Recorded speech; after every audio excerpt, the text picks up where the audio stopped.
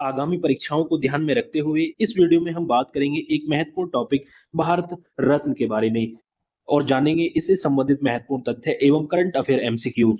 तो सबसे पहले हम बात करेंगे 2024 में किन-किन को भारत रत्न प्रदान किया गया, किन-किन को भारत रत्न से सम्मानित किया गया। तो सबसे पहले हम इस वीडियो में यही जानेंगे। तो चलिए दोस्तों, बिना वक्त गवाए वीडियो को शुरू करते हैं।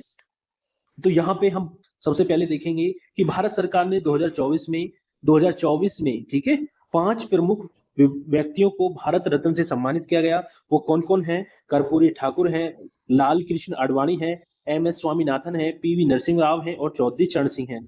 ये 5 प्रमुख व्यक्ति, इनको भारत रत्न से सम्मानित किया गया 2024 में भारत सरकार के द्वारा। ठीक है, ये करंट अफेयर का आपका एक क्वेश्चन हो गया। और यहाँ पे बात करें जो भारत रत्न है अब तक कितने व्यक्तियों को दिया गया है, यदि आपसे एग्जाम में प्रश्न बनता है तो 53 व्यक्तियों को दिया गया है। इसको याद रखना आप, इस गिनती को आप याद रखना कि भारत रत्न अब तक कुल 53 व्यक्तियों को दिया गया है। कितने व्यक्तियों को? 53 व्यक्तियों को दिया गया है और यह भारत का सर्वोच्च नागरिक सम्मान है। ठीक है, यदि आपसे पूछ ले कि भारत का सर्वोच्च नागरिक सम्मान कौन सा है तो वो भारत रत्न ही है। ठीक है, ये आप यहाँ से तैयार कर लीजिएगा। चलिए आगे बढ़ेंगे। अब यहाँ पे हम जानेंगे एक-एक करके इनके बारे में, जो व्यक्ति हैं ये प्रमुख व्यक्ति 5, इनके बारे में यहाँ पे जानेंगे, क्योंकि यहाँ से यदि आपसे कुछ प्रश्न बनता है तो उसे आप आसानी से कर जाएंगे। ठीक है, तो सबसे पहले हम यहाँ पे बात करेंगे कर्पूरी ठाकुर के बारे में। कर्पूरी ठाकुर का जन्म जो है 24 जून 1924 को समस्तीपुर बिहार में हुआ। बिहार के समस्तीपुर जिले में हुआ। ठीक है, ये याद रखेंगे। कर्पूरी ग्राम में हुआ। कर्पूरी जो है कर्पूरी ठाकुर, गांव का नाम भी उनका कर्पूरी ग्राम है, याद रखेंगे। जन नायक के नाम से ये प्रसिद्ध हैं और बिहार की मुख्यमंत्री रही हैं 70 से 71 और 77 से 79। 2 बार ये बिहार की मुख्यमंत्री रही हैं और इन्होंने पिछड़े वर्ग आरक्षण के प्रबल समर्थक रही हैं। ये पिछड़े वर्ग की, ओबीसी की और प्लस ईबीसी की, जो आर्थिक रूप से पिछड़े वर्ग हैं, ईबीसी उनको बोलते हैं, ये इनकी प्रबल समर्थक रही हैं। बात करें इनकी मृत्यु की तो 17 फरवरी 1988 को इनको मृत्यु हो गई थी और 2024 में मरणोपरांत भारत रत्न से इन्हें सम्मानित किया गया। देखिए इनकी मृत्यु जो हुई थी आपकी 1988 में हो गई थी कर्पूरी ठाकुर की मृत्यु, लेकिन मरणोपरांत 2024 में इनको भारत रत्न से सम्मानित किया गया है, 2024 में। ठीक है, चलिए आगे बात करेंगे। अब बात करेंगे लाल कृष्ण आडवाणी के बारे में। लाल कृष्ण आडवाणी का जन्म 1927 कराची, जो कि अब पाकिस्तान में है, हुआ और ये भारतीय जनता पार्टी बीजेपी के संस्थापक नेताओं में से एक थे, जो राम मंदिर आंदोलन में प्रमुख भूमिका में थे। ठीक है, तो ये बीजेपी पार्टी के संस्थापक नेताओं में से एक थे, जो राम मंदिर आंदोलन की प्रमुख भूमिकाओं में थे।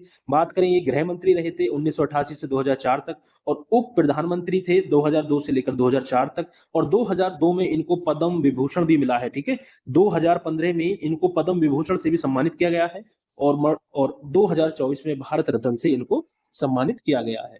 चलिए आगे बात करेंगे अब एम.एस. स्वामीनाथन के बारे में। तो सबसे पहले बात कर ले एम.एस. स्वामीनाथन, जिसको भारत में हरित क्रांति का जनक कहा जाता है। ये क्वेश्चन दोस्तों इतनी बार एग्जाम में पूछा गया है, परीक्षाओं में पूछा गया है कि इसकी कोई लिमिट नहीं है। ये बार-बार पूछा गया है कि भारत में हरित क्रांति के जनक किसे कहा जाता है? एम.एस. स्वामीनाथन।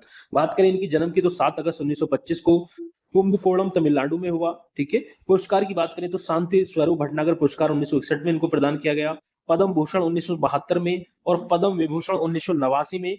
ठीक है, 3 पुरस्कार इनको प्रदान किए गए हैं। शांति स्वरूप भटनागर पुरस्कार 1961, पद्म भूषण से भी सम्मानित किया गया 1972 में और पद्म विभूषण से भी 1989 में इनको सम्मानित किया गया। बात करें इनकी मृत्यु की तो 28 सितंबर 2023 को इनकी मृत्यु हो गई।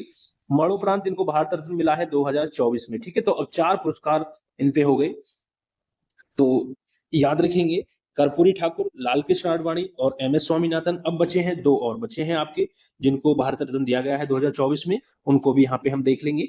चलिए, क्योंकि यहाँ से यदि आपसे कोई प्रश्न बनता है इससे तो आप उसे आसानी से कर लोगे। ठीक है, तो पीवी नरसिम्हा राव। पीवी नरसिम्हा राव, जन्म हुआ है इनका 28 जून 1921 को तेलंगाना में और प्रधानमंत्री थे 1991 से 1996। आर्थिक उदारीकरण की शुरुआत ही इन्होंने की थी पीवी नरसिम्हा राव ने। ये इसी के लिए जाने जाते हैं, आर्थिक उदारीकरण। ठीक है, इस लाइन को आप यहाँ पे गौर दीजिएगा थोड़ा सा। आंध्र प्रदेश के मुख्यमंत्री रहे थे 1971 से 73 तक और बात करें ये विदेश मंत्री भी रह चुके हैं, रक्षा मंत्री भी रह चुके हैं और गृह मंत्री भी रह चुके हैं। इनको भी मरणोपरांत भारत रत्न मिला है। ठीक है, तो सबसे जरूरी बात जो है इसमें यही है कि आर्थिक उदारीकरण की शुरुआत के लिए जाना जाता है पीवी नरसिम्हा राव को। चलिए अब देखेंगे लास्ट जो है हमारे चौधरी चरण सिंह, जिनको किसानों का नेता कहा जाता है, चौधरी चरण सिंह। जन्म हुआ इनका उत्तर प्रदेश में और उत्तर प्रदेश में कहाँ हुआ? उत्तर प्रदेश में मेरठ जिले के नूरपुर गांव में हुआ। कहाँ? नूरपुर गांव में हुआ, याद रखेंगे, जाट किसान परिवार में हुआ था, उत्तर प्रदेश के मेरठ जिले में हुआ था। ठीक है, और इसलिए यहाँ पे देखिए इनके जन्म जो हुआ था 23 दिसंबर 1902 को हुआ था। 23 दिसंबर 1902 को हुआ था, तो 23 दिसंबर को इन्हीं के जन्मदिन के अवसर पर राष्ट्रीय किसान दिवस मनाया जाता है। क्या? राष्ट्रीय किसान दिवस मनाया जाता है, याद रखना, राष्ट्रीय किसान दिवस मनाया जाता है चौधरी चरण सिंह की जन्मतिथि पर। तो किसानों का नेता इनको कहा जाता था, और ये भारत के 5वें प्रधानमंत्री रहे थे 1979 से 1980। ठीक है, याद रखेंगे, 5वें प्रधानमंत्री, गृह मंत्री थे 1977 में। ठीक है, इनका निधन 29 मई 1987 को हुआ और इनको मरणोपरांत भारत रत्न दिया गया।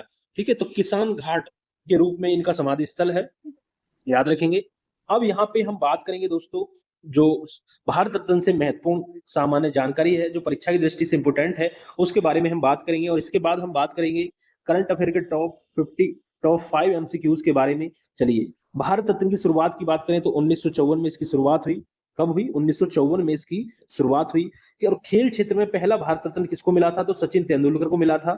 और पद्म विभूषण से उच्च सम्मान, इसको भारत का सर्वोच्च सम्मान इनको कहा जाता है, भारत रत्न को। ठीक है, यह सम्मान मरणोपरांत भी दिया जा सकता है, याद रखेंगे। और सम्मान स्वरूप एक ताम्र पत्र और पदक प्रदान किया जाता है। तो ध्यान रखेंगे, इसमें एक ध्यान रखने वाली बात है कि इसमें कोई राशि नहीं दी जाती, कोई राशि नहीं दी जाती, ये बात ध्यान रखेंगे, कोई राशि नहीं दी जाती। और बात करें भारत रत्न पुरस्कार का आकार जो होता है वो पीपल के पत्ते का होता है। ठीक है, पीपल के पत्ते की तरह होता है, याद रखेंगे। इसमें एक ताम्रपत्र और पदक प्रदान किया जाता है, कोई धनराशि प्रदान नहीं की जाती।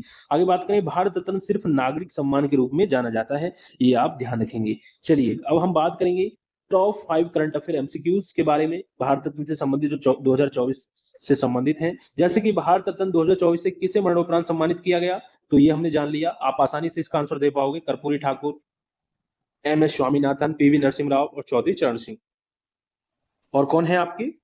तो यहाँ पे देखिए मरणोपरांत बात हो रही है, तो इनको दिया गया है, और लाल कृष्ण आडवाणी है, उनको भी दिया गया है। ठीक है, अब बात करें यहाँ पे, यदि आपसे प्रश्न बन जाता है कि भारत रत्न 2024 में किसे मरणोपरांत से सम्मानित नहीं किया गया है, तो उसमें लाल कृष्ण आडवाणी आपका आंसर होगा। ठीक है, और ये Karpoori Thakur, M S Swaminathan, PV Narasimha Rao और चौधरी चरण सिंह, इनको मरणोपरांत प्रदान किया गया है, ये बात ध्यान रखेंगे। आगे बात करें, हरित क्रांति का जनक, हरित क्रांति का जनक कौन कहा जाता है? M S Swaminathan. और भारत रत्न पाने वाले पहले बीजेपी नेता कौन है? तो लाल कृष्ण आडवाणी है, याद रखेंगे। भारत रत्न पाने वाले पहले बीजेपी नेता, भारतीय जनता पार्टी के नेता कौन है? लाल कृष्ण आडवाणी है।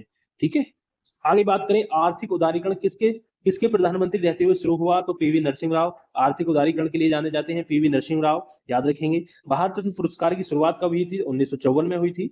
ये थे top 5 current affair MCQs, GK question.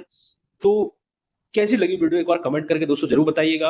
और जो भारत रत्न से संबंधित जो आपके क्वेश्चन परीक्षा में बन सकते हैं, वो सभी के बारे में हमने यहाँ पे चर्चा की एकदम अच्छे से, और केवल उन्हीं चीजों को हमने यहाँ पे आपको बताया जो भारत रत्न से संबंधित है, जो आने वाली परीक्षा की दृष्टि से इंपोर्टेंट है, जिसको आपको जानकारी होनी चाहिए।